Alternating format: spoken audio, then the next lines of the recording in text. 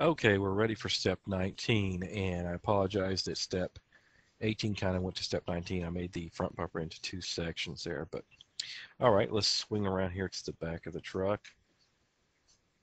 And what we want to do is actually go to your object manager, go open up the levels, select the part maker, copy, paste, and um, let's go ahead and we're gonna go to front view.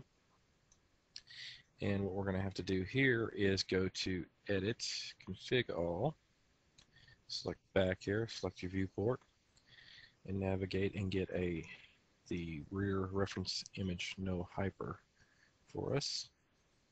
Select OK, and it's a little bit off, so we're going to have to do some fixing of that. So back it out a little bit.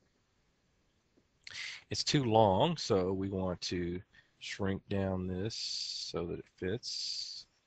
And that looks like the bottom bumper, but that's actually the front bumper. This other line up here is the bottom bumper. That's pretty good. Then we want to line it up center. So tweak this over. I think it's going to be part 3. Okay, there we go. Now it's too wide. So we'll go to X and bring the number down to stretch it in, so it matches the outside of our truck. I think we get it pretty good right there. Yep. There we go. Now we're lined back up with the reference image. Downsize this now. Let's go to F1, then push F3 for the side view. We want to delete all this mesh here. Delete. Delete. There we go. And make sure we didn't delete something we shouldn't have. Nope, we didn't. Oh, we did. So go back and add that back. We don't want to delete this point right here, so we'll unselect that and then delete. Okay. Go up here and select all these and delete-o. And we want to go ahead and select these points down here. Pull those back to about right here because we've got a pretty straight bumper if you can look here. But we want to pull those up just a tiny bit. Select this one right here and move it forward just a little bit. This one you want to pull down a little bit, just a little bit. Go to the back view, which we've got to switch to now the front, which is the back end now. And we want to widen the bumper a little bit. So grab this in and grab that in. Don't grab those. Those are almost perfectly where they need to be. Scale tool. Scale it out to about right there. And that's pretty good right there. All right. Now, go to F1, perspective. And let's select all of the, switch to your selection tool, your rectangle selection tool, and let's move them out a little bit so we can work on the bumper. Okay. Now what we're going to do is we're going to go to F4, go to line mode, select these top lines right here. Okay. Do the extrude tool, extrude just a little tiny bit, pull it in a little bit. Scale tool, scale it in to about right there, and then pull it down just a little bit. Too much. There we go, right there like that. Point mode, F3 for side view. Grab these points right here and pull them in like that.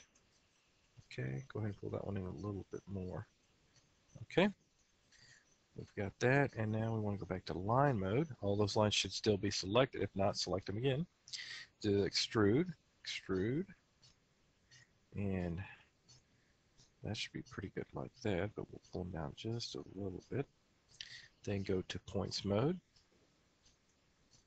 and I'm going to select, go to selection tool, push the space bar, select it up here, scroll out, pan out, roll out, select that one too, and we have just got to move it in just a little bit. There we go. All right, we've got that done. And now let's see what kind of edge we can put on this, okay? So what we want to do is go to the cut tool and add a little bitty cut here right at the very edge. Then go to line mode. Make sure you don't have any lines selected. Then go to the bridge tool. Bridge this part up here with this one, and then bridge this one up here with this one. Okay. And what we want to do is we want to go to points mode. And what we want to do too is go ahead, go up here to plugins. If you have this plugin, axis center tool and center that piece so that when we're working it, we pan around that object. So next we want to go to the rectangle selection tool and just bring these points out a little bit to look some more smooth and with that one right there. And then pull that one back in. Oops, excuse me, just select the little one right there, that point, and pull it in. There we go. Now we're looking pretty good for the back bumper. So what we're going to do now is go ahead and drop it into this single hyper and see what kind of look we're getting. Okay, so we need to do some cleaning and some cutting here. So go to your cut tool, make sure it's on the line cut tool, and add a cut here. There we go. And you may want to add one across the top here. Let's see what happens. There we go. And we want on the bottom because we want that nice round and smooth. But what we will do, F3, is go ahead and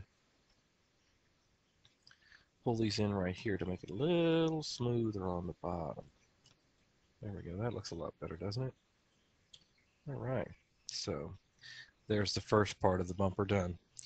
So what we're going to do next is add the tailpipe sections in. So let's go ahead and deselect any polygons right there. And what we want to do, we're going to work with, okay, we're going to straighten this line up right here. We need to straighten it up because that's where our cut line is going to be for the tailpipe to go in. So go in here and start straightening up all these ends. They're straight and lined up right there. And if you want, you can do it by hand, or you can go into your set point value and you can find out where the main point is and you can line it up to that right there. So we'll make it easy. There we go.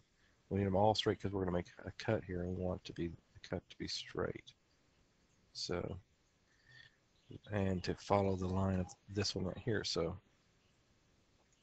right here, let's go like this, and this one back here like that. There we go. Pretty straight there. 4 again. View, go to the back view. Go to your cut tool, and you want to go ahead and put a cut right there.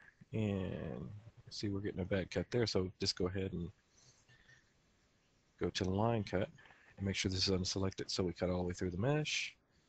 Start here, hold your shift key. Okay, and then we want to go to F1 perspective view, and we want to add a cut down the middle.